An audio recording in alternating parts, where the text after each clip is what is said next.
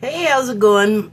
I have some cards and some things on my mind. What I've been thinking about is, it took me like a couple of days to figure out what the heck I wanted to come back and talk about. I've had a lot on my mind, like so many things just flying through that it's just been hard to figure out, like, there's not like this one thing to settle on, kind of, because it's kind of like everything is a big deal, and it's, I don't know, I guess making a lot of noise. Okay, I really don't like that glare. Could you please stop? Okay, so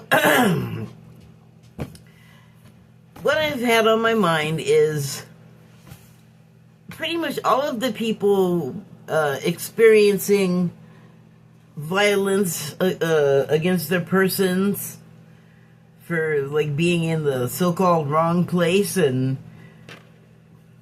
the way that the public is being dealt with by authority, like our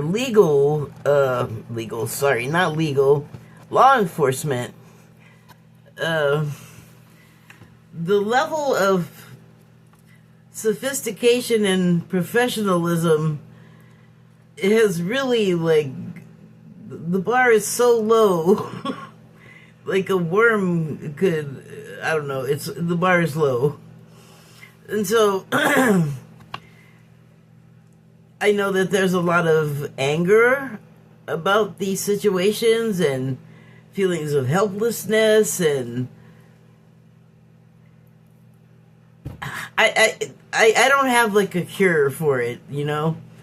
Like everyone, I think somewhere, something affecting people is affecting everyone. It might not even be conscious, you know? But when we're affected by things and we don't really, like, have a framework or a framing for it, like in our own minds, then it's just like more of that, all kinds of things happening at once, flying around, getting near you, affecting you, and shocking you, or in some other way emotionally affecting you, to traumatizing you. I mean, there's a lot happening that we are not used to hearing about and having a hard time believing the reality of, and it's a shame because there are some shocking things that are really true happening out in the world. They've been there a long time. And for a long time, it wasn't clear what was happening. It still isn't clear, but we're getting an idea. And the idea is not sitting well with us. It's ugly information. Ow. So, I've just been feeling like compassion for people that are, like, trapped and held captive or imprisoned, just some way locked down where they just, you know, any control that they have over their life is not in their hands. And the important thing is that even in the most dire of situations, you always have control. You have so much more control than you need, in fact, or than you know, because if we trusted ourselves and sort of worked those muscles of control, the worst thing could be going on around us. The worst thing you can imagine. Like, I mean, I don't want to upset people, but let's just say the worst thing you can imagine. You don't have to describe it or anything. Just know that it's the worst thing you can imagine. And people in those situations, because there are those people, have to find some way to deal with it, and if they can, remain sane. And so, I mean, the tool we have is dissociation or meditation or skipping off to the astral plane. You know, just whatever you have to do to make the moments on, I guess, the other side of your skin bearable, survivable, livable, whatever it is. And I know that people that are not in those situations that want to help those other people that need the help, that need the attention, that need supplies or attention, or I don't know, whatever could ease their situation. That is up to the rest of us to do. And so there's those situations I'm sort of describing, and then there's other ones where it is the public sort of versus the authorities. And I think there's always been a level of sort of contention there, but for things to work and for appearances, everyone had to behave better than we are now. We had to be more tolerant. We had to be more patient. And we definitely didn't have all of our business out in the open for everyone to be shocked by and to judge and change the whole tone of conversations and situations. And so, yeah, I mean, you could say a lot of us are just kind of wilded out. And I get it. I mean, it's affected me too, I have to say. And so, my congratulations if you've been able to hold it together to where you're just not acting out. And you may have all of the feelings and symptoms that I described, but you're not necessarily acting on them or letting yourself react in that way. You are my hero. I don't know how you're doing it, but I aspire to it.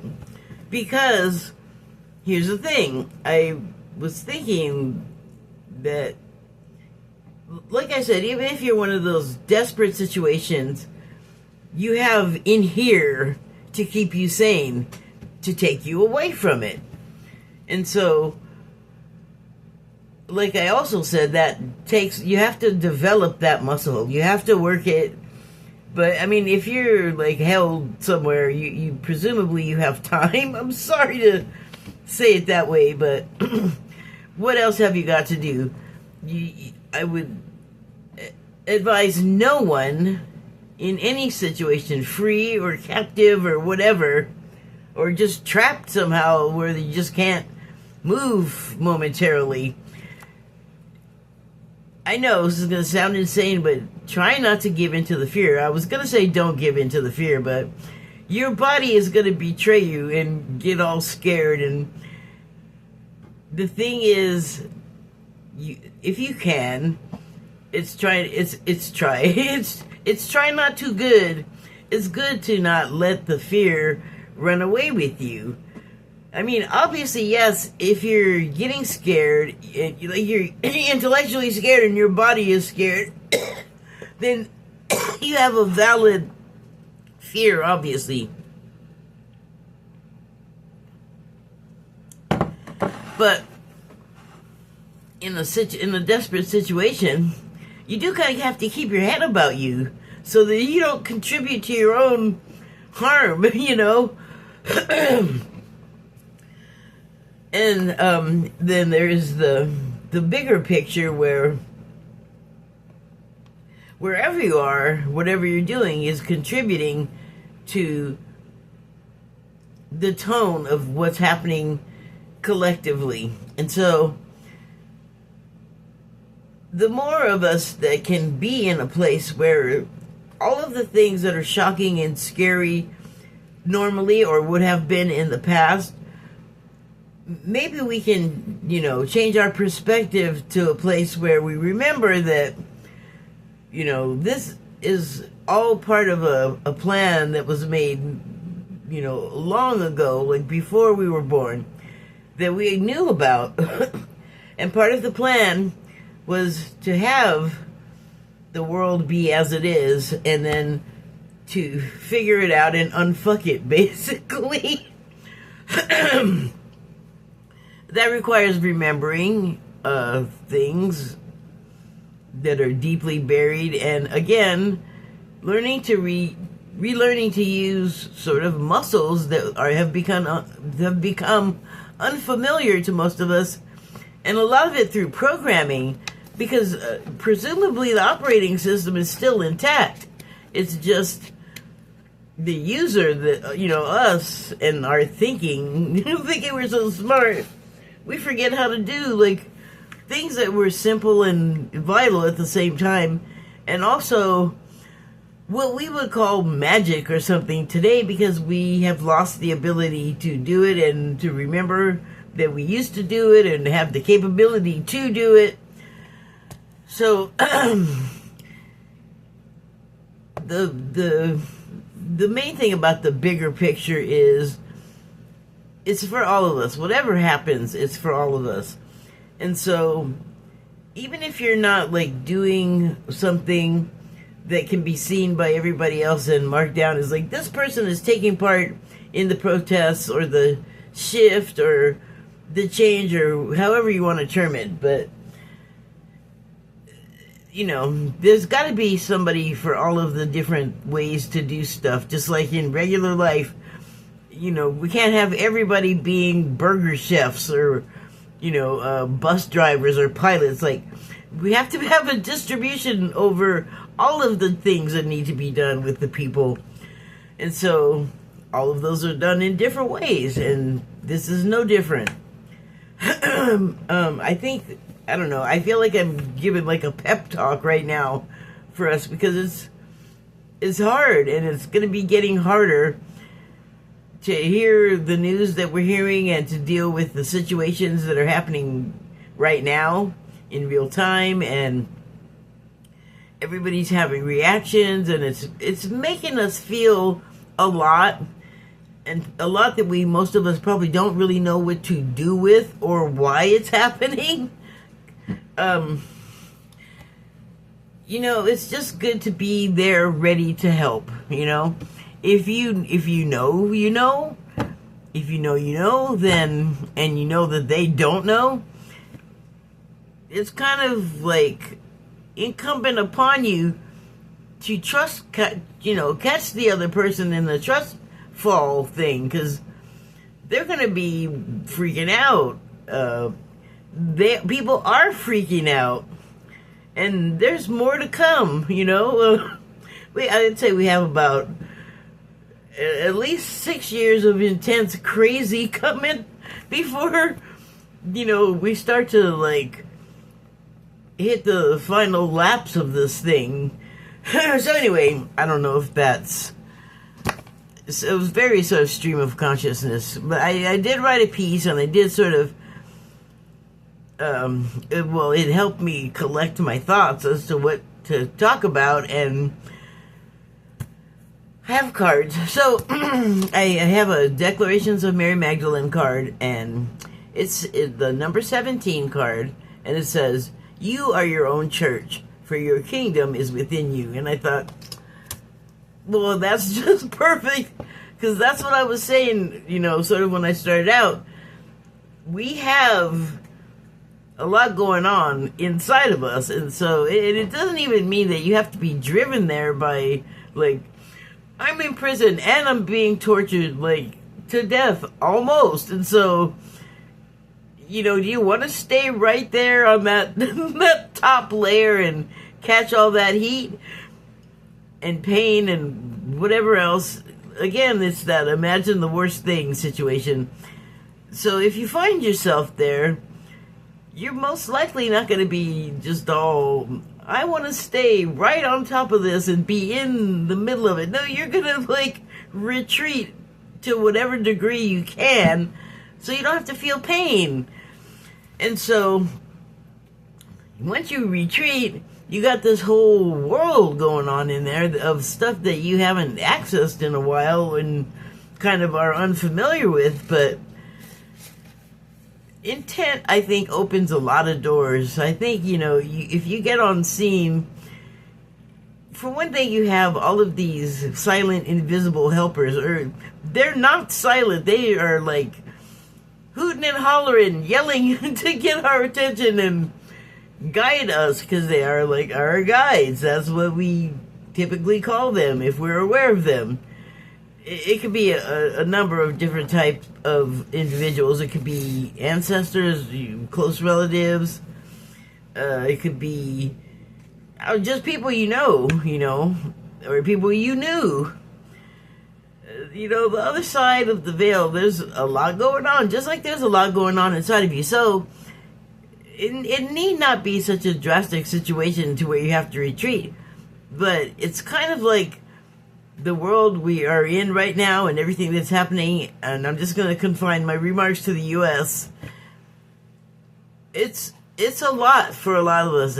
It's nobody. A lot of people did not see this coming, like any of it. A fair portion of people did see it coming. Still, everyone is suitably horrified and affected by it.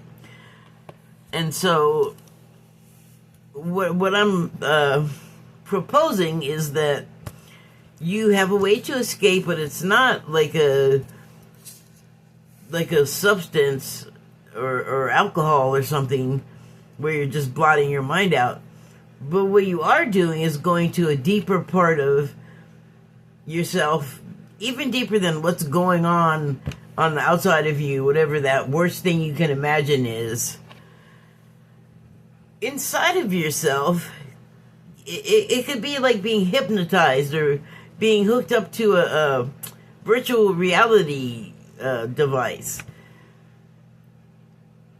You can make the world as you want it, and just like with a virtual reality device, if we were in complete control and command of all of these unused, unfamiliar, sort of latent abilities, then we could affect reality in that type of way. I mean, we can and do now. We just don't appreciate it as that.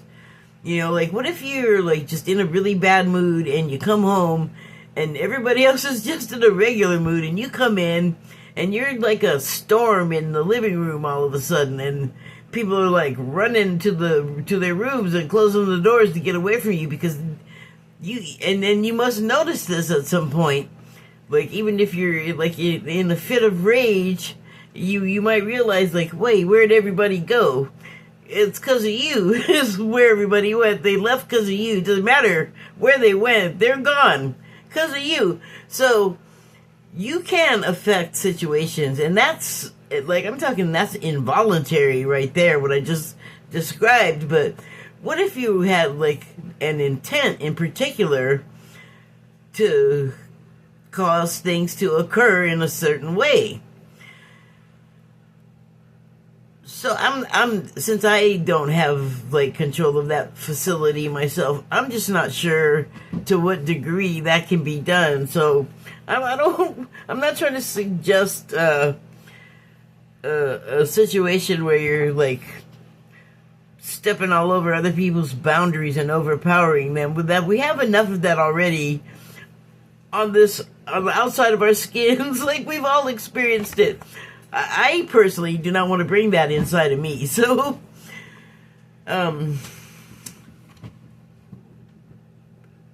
if we want as above, so below, or as inner, as without, we got to create that within ourselves, and then the outer world will oblige. I believe that's how the process works. So, okay, here is some cards. I don't know. I didn't even check the order. I'm just going to see what happens here. So the first one is Weight of the World, and I'll give you a look at it. The lady, a damsel, I don't know what's up with her. She seems to be running. Wait, what am I looking at? Oh, okay, I got it. Okay, so I thought it was a person standing upright this way, and then when I look at it, this is the person's face. They're supine. They're laying down on a fluffy, feathery water, frothy water. I'm not really sure. This scene is almost embryonic, but the subtitles are boundaries, let it go. It's not yours to carry. Okay, well, I'd say she's let everything go and just like turned into liquid and flowed right into the background. That is some serious commitment to letting go. It's like a dream. It's like her eyes are closed. It's like she's dreaming. So, here's the book. Let me read it real quick. Or let me find what it says about the Weight of the World card, and that's 124.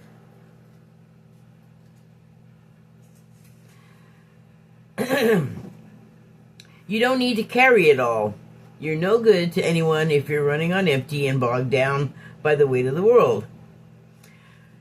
So, yeah, don't take on all of that fear that's out there. I know it's hard. I know things look fearful. That's by design. None of this had to happen. It's like a convergence of back scratching and handshaking taking place there, because whatever's being said about the reasons for being there or the anger at the people back and forth, a lot of big business is happening. Munition sales and everything soldiers need, and so on and so forth. This card is a reminder to look after your own well-being before anyone else's. I'm going to attach that piece that I wrote earlier. To stop carrying the world's problems on your shoulders, to put on your own oxygen mask first, like on an airplane. In these changing times, it's hard not to feel overwhelmed by the state of the planet. However, you can't take on its problems from a place of energetic depletion. So yeah, you don't want to stay fearful beyond your outer surface where everything's just sort of battering you, all kinds of information, and it's, it almost feels like a physical whipping. This card is thanking you for caring so much. You're welcome. Thank you for your service.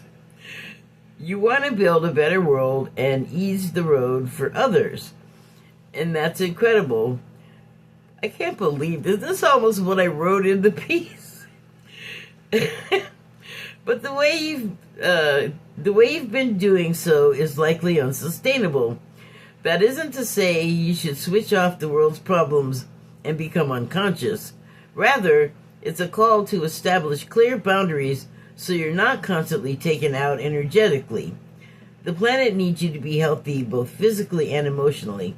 So instead of digesting the news or reaching for your phone as soon as you wake up, show up first to a nourishing practice such as meditation, soul inquiry, deep breathing, or exercising in nature. Once you're in a state of grace and your inner well is full, you can face the day, the state of the world, and care for others. And at the day's end, take an energetic shower by emptying out anything that's not yours to carry. You can pick it up again the next morning if you so choose, but give yourself time and space to rejuvenate and rest. No, I don't have anything in disagreement to say about that. Starseed Soul Inquiry. What are you carrying that isn't even yours? Well, I would... I'll just frame it for me personally. Everything that doesn't have to deal with my personal life. However, there's lots of stuff going on out there that doesn't directly affect me. It still affects me. And I would prefer that things were different. Okay, the next card I have is Lifting the Veil. The subtitles are Questioning Everything. Anything unaligned must go. Let it go. I think I'm seeing a theme. Lifting the Veil. Let's find it in the book here.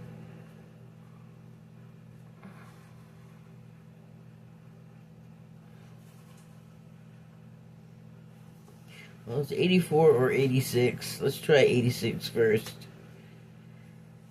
Oh, that's right, it is 86. Oops, I almost threw the book on the floor. Gotta hold on. Okay, lifting the veil. Subtitles, questioning everything. Anything unaligned must go. So, recently I made a discovery. It shouldn't have been a surprise. Many words are synonyms, but I guess this is more... Well, okay, let me just say. I discovered that when we're talking about the veil in spiritual terms, it could just mean something you just don't know yet. Not necessarily speaking to the dead or crossing to the astral... Can't remember the rest of it. The astral plane. So, yeah, that. Anyway, let me read this. Things aren't always as they seem. That is true. Sorry, interjection. Let me go on with what it says. This era is one of uncovering mistruths so we can remember ancient truths. Everything is in a state of recall and realignment.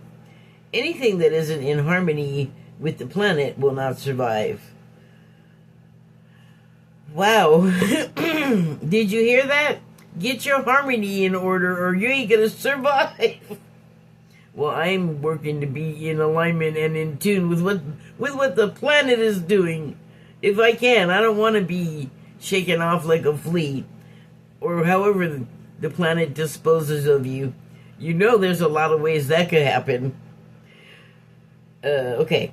This goes for society and the world at large as well as in our own lives. If you pull this card, you're being called to energetically scan your life for things that may no longer be a vibrational match for who you are and how you've grown. To dismantle the systems and ways of being that once served you and others, but no longer do. And you know, I'm just... You don't have to, when you dismantle something, it's not like a physical thing. Like, you don't have to have a sledgehammer and go do actual demolition. Things fall apart if people stop attending them. So, like, if there was, like, a strike that went on for a long time, that could bankrupt a business. I know that's not what it's talking about, but I was just trying to give an example of what I feel like it's saying.